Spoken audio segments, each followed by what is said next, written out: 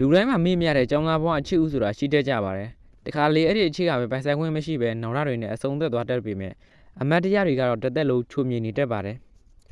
ဒီနေ့မှာတော့ Are You the Apple of My Life ဆိုတဲ့ဇာတ်ကားလေးနဲ့ဂျပန်ဘာရှင်းအကြောင်းပြောပြပေးသွားမှာဖြစ်ပါတယ်ဇလန်ဆာမှာဘာရီမန်းချင်းမှမရှိတဲ့ကိုစုကွီနဲ့သူ့ရဲ့တငယ်ချင်း9ယောက်အဖွဲ့ကိုတွေ့ရမှာပါသူတို့အားလုံးကအတန်းထဲမှာအတော်ဆုံးမာနကိုတိတ်တကူကြိုက်နေတဲ့သူတွေဖြစ်ကြပါတယ်ဒီနေ့မှာကိုစုကွီရဲ့စိုးပိမှုတွေကြောင့်ဆရာကသူ့ကိုမာနရဲ့ခုံရှင်းမှာထိုင်ခိုင်းပြီးစောင့်ကြည့်ခိုင်းလိုက်ပါတယ်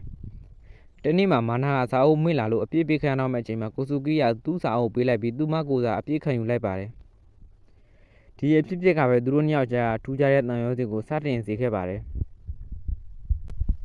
မာနကကိုစုကီးကိုစာတွေပြန်တည်ပေးရင်သူတို့နှစ်ယောက်ရဲ့ဆက်ဆံရေးကပိုပြီးနီးစပ်လာခဲ့ပါတယ်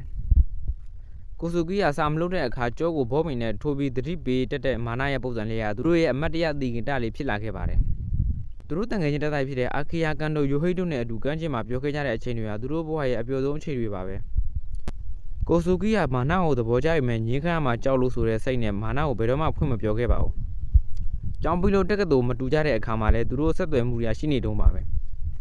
ဒါပေမဲ့ကိုစုကီးကသူကတတိရှိတဲ့သူဖြစ်ကြောင်ပြချင်လို့လက်ဝဲဘက်တစ်ခုပြုလုပ်ခဲ့ပါတယ်ဒါကိုမာနကခလေးဆန်တဲ့အလုပ်လို့ပြောရကနေကြီးကျယ်စကားများခဲ့ကြပါတယ်ကိုစုကီးကအေးငါကခလေးဆန်လို့မင်းတို့ဒီလောက်ထိကြိုက်နေတာလို့ကိုစုကီးကအော်ပြောပြီးမွေးရထဲမှာပဲသူတို့နှစ်ယောက်လမ်းခွဲခဲ့ကြပါတယ်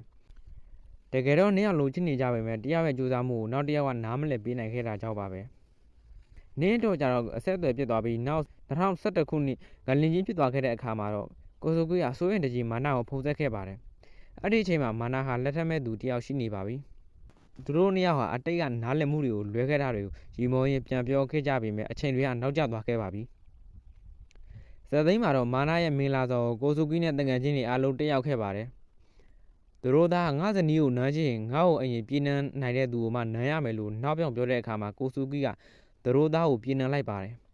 အဲ့ဒီအချိန်မှာသူတို့နှစ်ယောက်မွေးထဲမှာလက်မခွဲပဲနားလည်မှုတွေပေးခဲ့ကြရင်ဖြစ်လာမဲ့ပျော်ရွှင်စရာတွေအတိတ်တူတွေကိုပြန်ပြီးတွေးရင်ချစ်ချူသူတွေမျက်ရည်ကျစေပါတယ်